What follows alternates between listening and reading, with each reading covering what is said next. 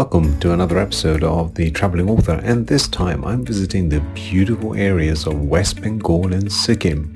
This short trip will take me firstly to Darjeeling and the heart of the famous tea producing region of India before I go on to Namchi, famous for its own tea estates as well as great monasteries, and finally to Gangtok, which boasts great hikes through lush bamboo forests at the very foothills of the eastern Himalayas.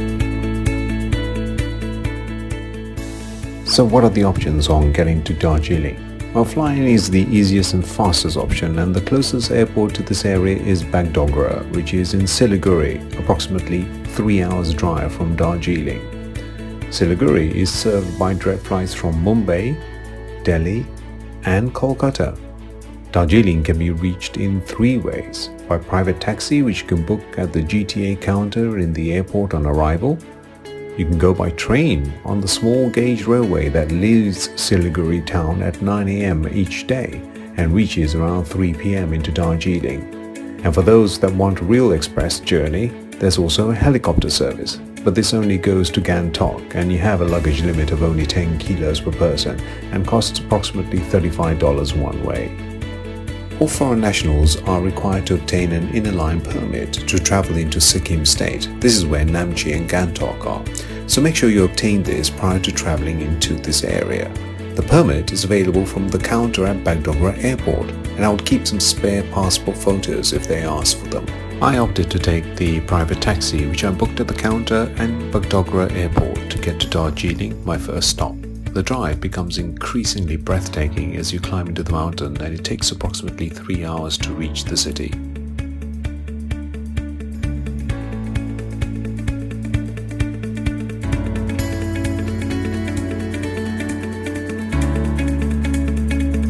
Darjeeling's railway is one of the biggest draws for tourists, and this is where I decided to have a look at first. The station has a post-modern Art Deco design with a large maintenance yard located across the road where you can get up and close to the engines and talk to the drivers and mechanics that keep this fragile little railway running on what seems to be a minimal budget. Built between 1879 and 1881, the line is about 88 kilometers long. It climbs from 150 meters above sea level at Siliguri Junction to 2,200 meters at Darjeeling. In 1999, UNESCO declared the Darjeeling Himalayan Railway a World Heritage Site.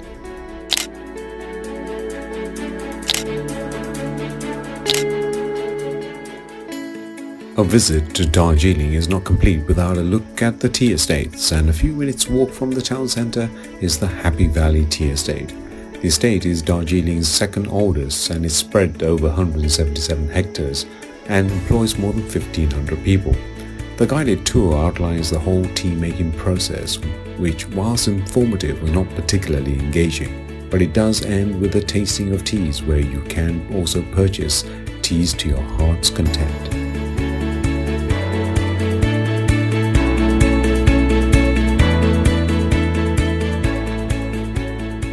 Another site worth visiting, which is walking distance from the town centre and provides a quiet, reflective refuge, is the Mahakal Hilltop Hindu Temple. The unique thing about the temple is that it's an amalgamation of both Hindu and Buddhist faiths. The temple was built by the Lama Dorje Ringzing in 1782 and dedicated to Shiva. So whilst you spin those prayer wheels, it is to the sound of bells usually heard in Hindu temples.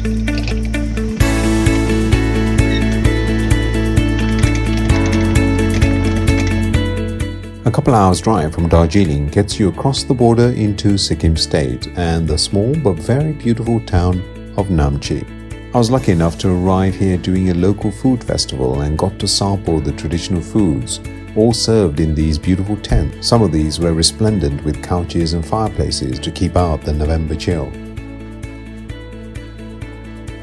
Namchi is famous for Sandrupsa Hill.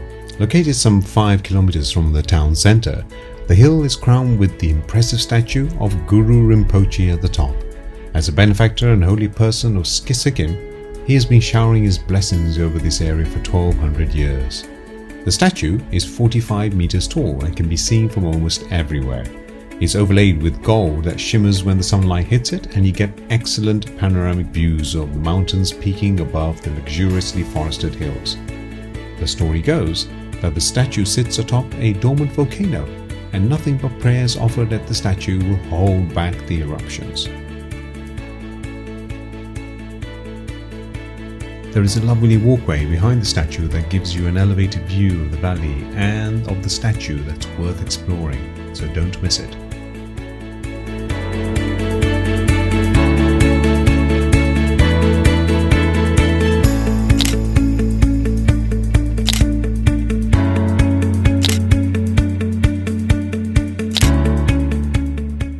A 3-hour drive from Namchi through yet more tea estates and forested mountains gets you to the city of Gangtok. The city is pristine and very well maintained, with the central MC mark being the hub of the whole city. You'll find good restaurants in and around this pedestrianized plaza, and I recommend the originally named eatery The Coffee Shop, which is opposite the Bank of India. It's a great place to hang out and enjoy a proper Italian coffee with pastries that are made on the site fresh there every day. The city offers great vistas as you walk through the hilly streets, and one of the best activities is the cable car or ropeway that takes you from one side to the other. During the peak season, this is a popular attraction, and I recommend taking the ropeway from the Darjeeling stop, which is next to the Secretariat, which is at the highest point of the ropeway ride. You'll avoid the crowds that generally start from the Darjeeling stop, which is near the Institute of Tibetology.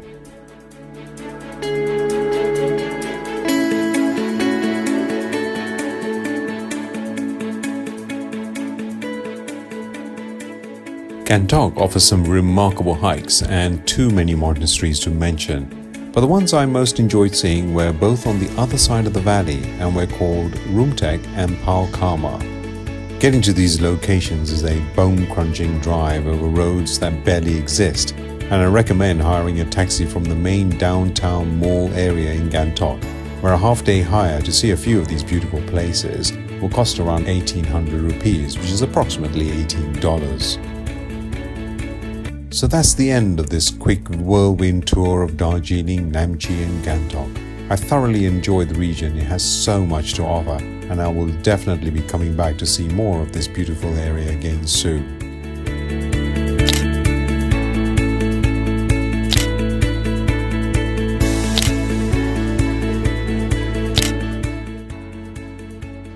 I hope that I've inspired you to have your own adventures in Sikkim and Darjeeling. Please like and subscribe to this channel. The link is shown below, and I look forward to taking you on another adventure soon. This is the Traveling Author signing off.